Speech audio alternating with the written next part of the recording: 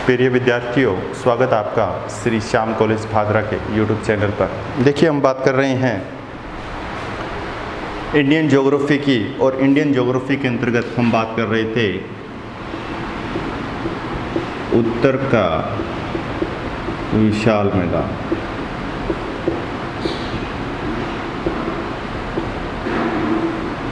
उत्तर के विशाल मैदान के अंतर्गत हमने बात की थी कि दो वर्गीकरण हैं, एक संरचनात्मक दृष्टि से, दूसरा है क्षेत्रीय आधार। संरचनात्मक दृष्टि से हमने बात कर ली कि बांगर, भाबर, खादर और तराई ये क्षेत्र थे। ये तो हमने डिस्कस किए थे संरचनात्मक दृष्टि से। अब हम बात करने जा रहे हैं क्षेत्रीय आधार पर। इसको बोलते हैं किस प्रकार का विभाजन? अनुप्रस्थ प्रकार का विभाजन। देखिए,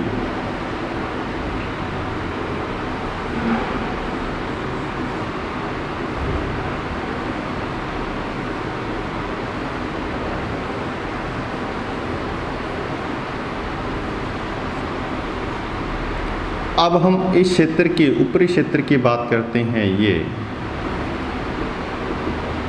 पंजाब का मैदान, पंजाब प्लस में हरियाणा। नीचे क्षेत्र की बात करते हैं हम,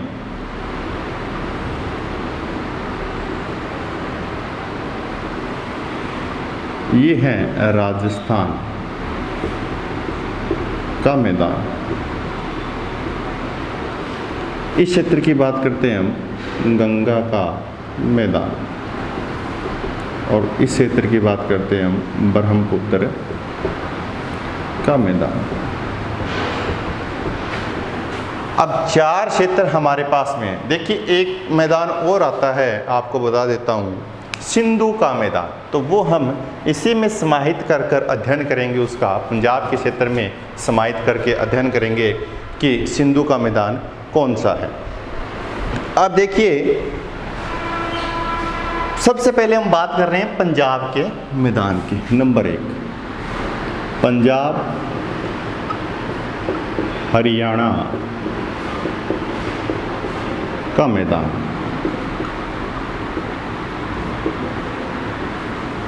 इसके विस्तार की बात करें, देखिए, ये आपको पता है कि ये मैदानी क्षेत्र किसके द्वारा बना हुआ है? नदियों के निक्षेप के द्वारा बना हुआ है। तो उसी नदियों के मध्य के क्षेत्र को हम देखेंगे कि इसका विस्तार कहाँ से कहाँ तक पाया जाता है। सतलज, घग्गर और यमुना, 3 नदियों का उल्लेख मिलता है किसमें? पंजाब हरियाणा के मैदान में। सतलज, घग्गर और यमुना के बीच के क्षेत्र को हम पंजाब हरियाणा के मैदान के नाम से जानते हैं। अब देखिए, पंजाब की, सिर्फ पंजाब की बात करें, पंजाब का जो मैदान है वो कहाँ से कहाँ तक है, किसके मध्य है? तो देखिए, सतलज से घग्गर नदी तक के बीच। अब देखिए, 3 नदियों की बात करते हैं हम, सतलज, घग्गर, यमुना। आगे हम बात करते हैं हरियाणा की। हरियाणा का जो मैदान है वो घग्गर और यमुना नदी के बीच के क्षेत्र को माना जाता है। तीनों नदियां आ गई, सतलज से घग्गर पंजाब का मैदान और घग्गर से यमुना के बीच में। अब ये क्षेत्र हो गया किसका? पंजाब का, और ये क्षेत्र हो गया किसका? हरियाणा का। इस प्रकार से इन नदियों के बीच के क्षेत्र को हमें निम्न मैदान के नाम से जानते हैं। और ये जो आपको घग्गर नदी दिखाई दे रही है, ये इसी को हम सरस्वती नदी बोलते हैं, इसकी सहायक नदी बोलते हैं, विलुप्त नदी बोलते हैं, मौसमी नदी बोलते हैं। यहाँ घग्गर में जो पानी आता है ये कब आता है? जब ऊपरी क्षेत्रों में, हिमालयी क्षेत्रों में वर्षा अधिक होती है, उस समय यहाँ पानी आपको दिखाई देगा, अन्यथा वो नदी कैसी दिखाई देगी? विलुप्त दिखाई देगी। अब देखिए इस मैदान की खास बात क्या है। इस मैदान की खास बात है कि यहाँ पर जो निक्षेप पाए जाते हैं वो कैसे पाए जाते हैं, बांगर के रूप में पाए जाते हैं।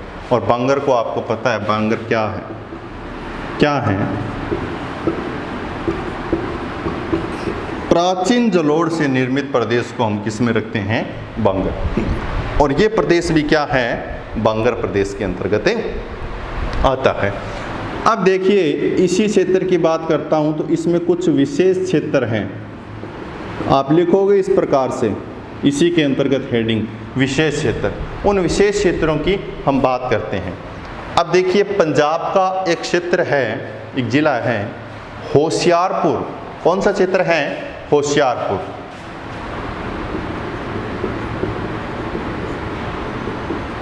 पंजाब का एक जिला है, कौन सा, होशियारपुर। इस होशियारपुर में क्या है, बड़ी बड़ी अवनलिकाएं हैं। क्या हैं, बड़ी बड़ी अवनलिकाओं पाई जाती हैं। अवनलिकाओं का मतलब क्या है, ये छोटी छोटी नालियां नहीं देखते हो आप, इस अवनलिकाओं से युक्त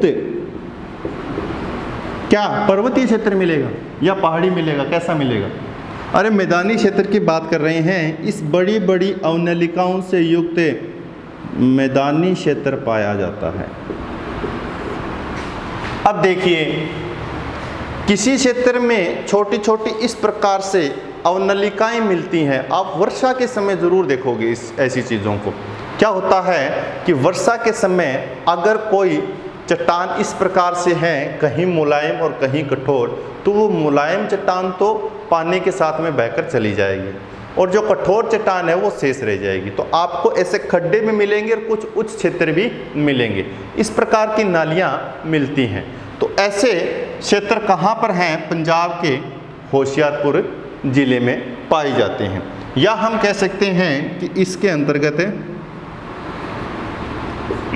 उच्च भूमि क्षेत्र पाया जाता है। पंजाब के होशियारपुर जिले में उच्च भूमि क्षेत्र, या हम कह सकते हैं बड़ी बड़ी अवनलिकाओं से युक्त। देखिए खड्डा मिलेगा, अवनलिकाएं मिलेगी, तो एक क्षेत्र आपको उच्च जरूर मिलेगा। चाहे तो आप उसको संबोधित कर दो कि भी ये उच्च क्षेत्र है, चाहे आप उन खड्डों को संबोधित कर दो कि ये इन खड्डों से युक्त मैदानी क्षेत्र हैं।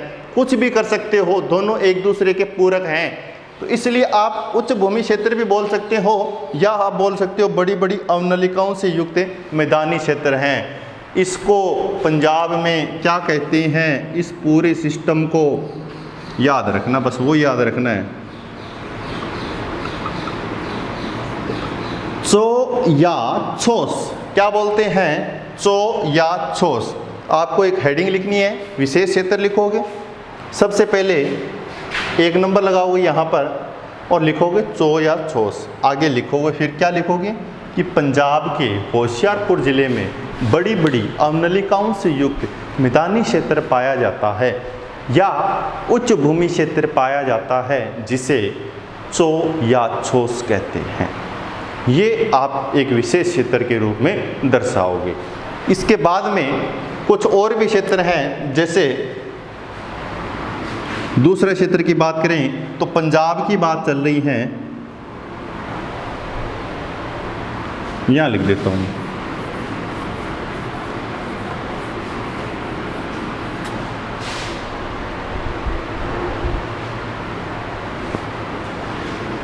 पंजाब की बात चल रही है। पंजाब में कहीं कहीं पर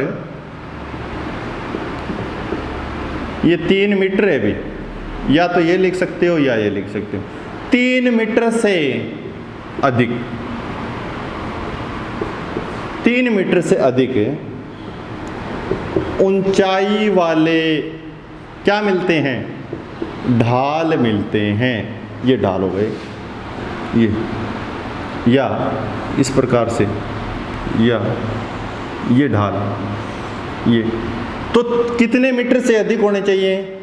पंजाब में कहीं कहीं आपको 3 मीटर से अधिक ऊंचाई वाले अगर ढाल मिलते हैं तो उन ढालों को पंजाब में क्या कहते हैं, याद रखना। क्या कहते हैं इस सिस्टम को? देप्पा कहते हैं, देपा, देप्पा। चो या छोस 2 नंबर पे क्या आ गया? देप्पा। देप्पा क्या होता है? पंजाब के मैदान में 3 मीटर से अधिक ऊंचाई वाले खड़े ढाल को देप्पा कहा जाता है। किसकी विशेषता है या किसका विशेष क्षेत्र है? पंजाब हरियाणा के मैदान का विशेष क्षेत्र है। इसके बाद में एक विशेषता और है, पंजाब में कहीं कहीं पर क्या पाई जाती है? पंजाब में कहीं कहीं पर खादर भूमि पाई जाती है, कहीं कहीं पर। वैसे तो ये क्षेत्र किससे निर्मित है, लेकिन कहीं कहीं पर क्या पाई जाती है? खादर भूमि। अब ये क्या है खादर? पता है आपको? नवीन जलोढ़। नवीन जलोढ़ से निर्मित निक्षेप खादर के अंतर्गत आते हैं। कहीं कहीं पर खादर भूमि पाई जाती है पंजाब में, तो उस भूमि को किस नाम से जानते हैं पंजाब में? बैट। क्या बोलते हैं? बैट। क्या बोलते हैं? बैट। एक होता है बेट, बेट नहीं होता है, बैट। क्या है ये? बैट। एक की क्या है? आई की मात्रा इसमें है ना, एक की मात्रा नहीं है, बैट। इसके अलावा एक बहुत प्रमुख चीज इसके अंतर्गत पाई जाती है। इसमें एक शब्दावली और पाई जाती है, ये बहुत बार, कई बार कंपटीशन में और बहुत बार पूछा हुआ है। दो आब। दो आब क्या होता है? दो नदियों के बीच के क्षेत्र को क्या बोलते हैं? दो आब बोलते हैं। क्या बोलते हैं? दो आब बोला जाता है दो नदियों के बीच के क्षेत्र को। और ये दो आब कहाँ पर पाए जाते हैं?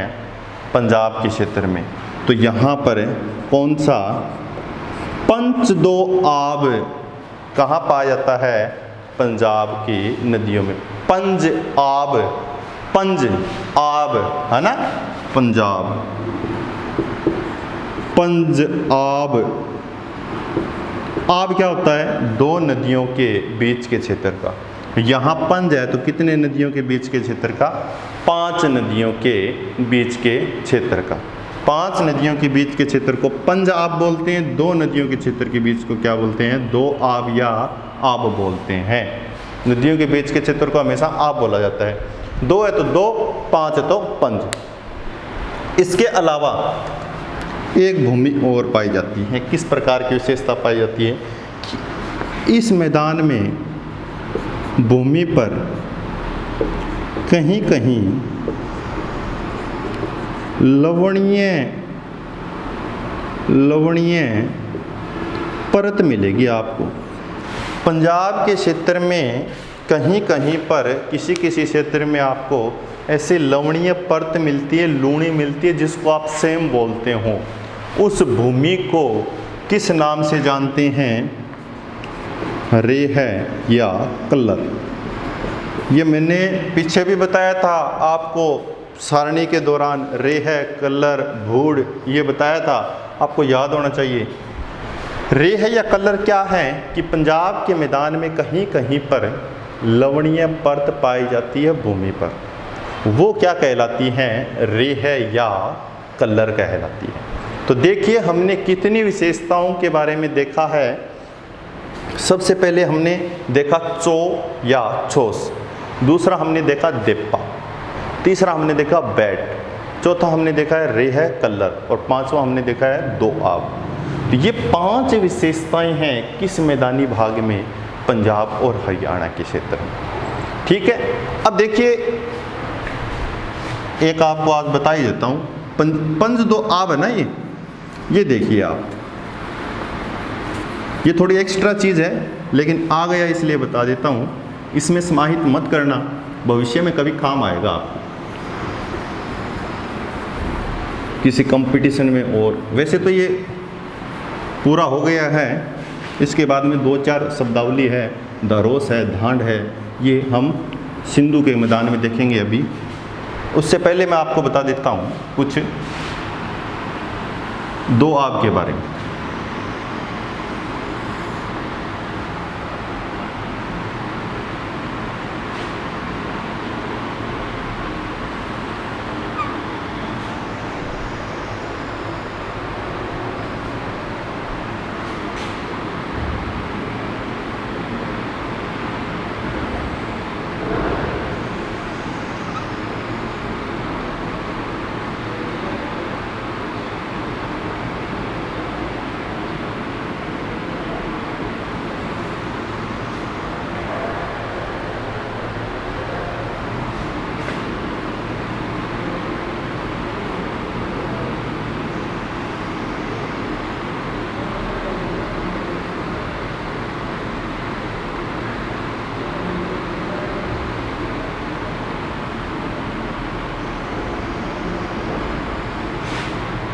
अब देखिए इस प्रकार की मैंने कोई संरचना बनाई है। अब ये संरचना देखिए, इन संरचनाओं में क्या चीज़ है ये देखेंगे। देखिए मैं बात कर रहा हूँ वही नदियों की, सिंधु, झेलम, चेनाब, रावी, व्यास और नीचे सतलज है ना। ये नदियाँ आपने सुनी होगी कि सिंधु की 5 सहायक नदियाँ हैं, झेलम, चेनाब, रावी, व्यास और सतलुज। अब देखिए इन नदियों के बीच के क्षेत्र आपको स्पष्ट हो रहे हैं क्या? कहीं हो रहे हैं, बिल्कुल हो रहे हैं। सिंधु और झेलम के बीच में भी है, झेलम और चेनाब के बीच में भी है, रावी, चेनाब और रावी, रावी से व्यास, व्यास से सतलज। अब देखिए जो मुख्य नदी है ना, ये झेलम नहीं आपको दिखाई दे रही होगी, ये यहाँ से यहाँ ये मिल रही है, ये नदी इसकी मुख्य नदी मानी जाती है। कौन सी नदी है? चेनाब। चेनाब को मुख्य नदी माना जाता है, ये भी याद रख लेना आप। अब मैं समझाना क्या चाह रहा हूँ कि इसके अंतर्गत 2 आप पाए जाते हैं। कौन कौन से? बिष्ट, बारी, रचना, साज और सिंधु। बिष्ट, बारी, रचना, साज और सिंधु, सागर कह दो या सिंधु कह दो, कुछ भी कह दो। अब देखिए बिष्ट 2 आब, बारी 2 आब, रचना 2 आब, साज 2 आब, सिंधु सागर 2 आब। किन के नदियों के बीच में है? पूछ लिया जाएगा। रचना 2 आब किसके मध्य है? क्या बताओगे? रावी और चेनाब के बीच। पूछ लिया जाए बिष्ट कहाँ है? सतलज और व्यास नदी के बीच के क्षेत्र को बिष्ट 2 आब कहा जाता है। ये 5 2 आब हैं और इनका सीक्वेंस इसी प्रकार से याद करना है। इस डायग्राम को आपको याद करना है और इस डायग्राम के द्वारा ही आपको सही तरीके से याद हो पाएगा। एक कंसेप्चुअल चीज़ और बता देता हूँ कि बिष्ट और बारी ये अपने भारत में हैं, बाकी शेष 3 कहाँ हैं? पाकिस्तान में पाए जाते हैं। ये बिष्ट और बारी 2 आब ही भारत में स्थित हैं, ये भी याद रखना। तो इस प्रकार से ये 5 2 आब हैं। ये अलग 2 आब हैं, ये तो मैंने एक्स्ट्रा बताए हैं आपको, लेकिन जो पंजाब में बनते हैं वो छोटी छोटी नदियों के मध्य बनते हैं। भारत में कितने हैं? बिष्ट और बारी। ये सिंधु के 2 आब बताए हैं मैंने, ठीक है। अब देखिए सिंधु के मैदान को इसी के अंतर्गत पढ़ते हैं हम, तो सिंधु में कुछ विशेषता पाई जाती है। वैसे तो देखो सिंधु के मैदान को सतलज का मैदान ही बोलते हैं, और इसके अंतर्गत सिंधु को इसी में पढ़ रहे हैं हम। ये एक साइड में एक डायग्राम के रूप में नोट्स में बना लेना ताकि भविष्य में आपको याद रहे। अब सिंधु के मैदान में क्या है?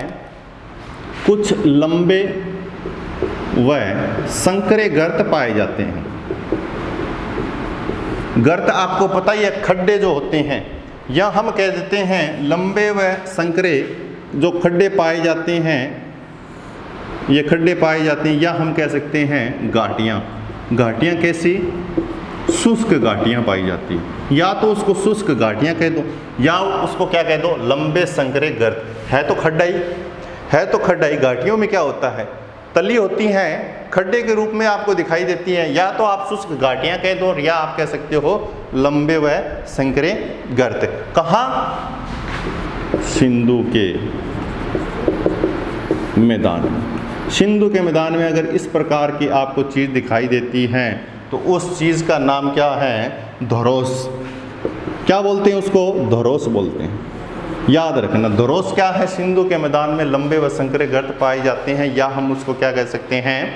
या शुष्क घाटियाँ व नदियाँ पाई जाती हैं, उसको हमें धरोस कहते हैं। एक शब्दावली और आती है, इसी सिंधु के मैदान में शुष्क व क्षारीय झील पाई जाती है। क्या पाई जाती हैं? क्षारीय झील पाई जाती है, जिसमें पीएच का मान कितना होता है? 7 से अधिक होता है। तो पीएच का मतलब पावर ऑफ हाइड्रोजन। क्या है? पावर ऑफ हाइड्रोजन, पीएच का मान अधिक पाया जाता है, वो कैसा हो जाएगा, क्षारीय हो जाएगा। पीएच का मान कम है तो कैसा हो जाएगा, अम्लीय हो जाएगा। शुष्क व क्षारीय झील पाई जाती हैं जिसको क्या बोलते हैं, धांड बोलते हैं। क्या बोलते हैं, धांड बोलते हैं। कहाँ पर, सिंधु के मैदान में। और एक हाई लेवल की चीज़ और बता देता हूँ जो पीजी के रूप में आप पढ़ते हो पोस्ट ग्रेजुएशन एमए के दौरान, कमंड। ये बहुत बार पूछा हुआ कंपटीशनों में।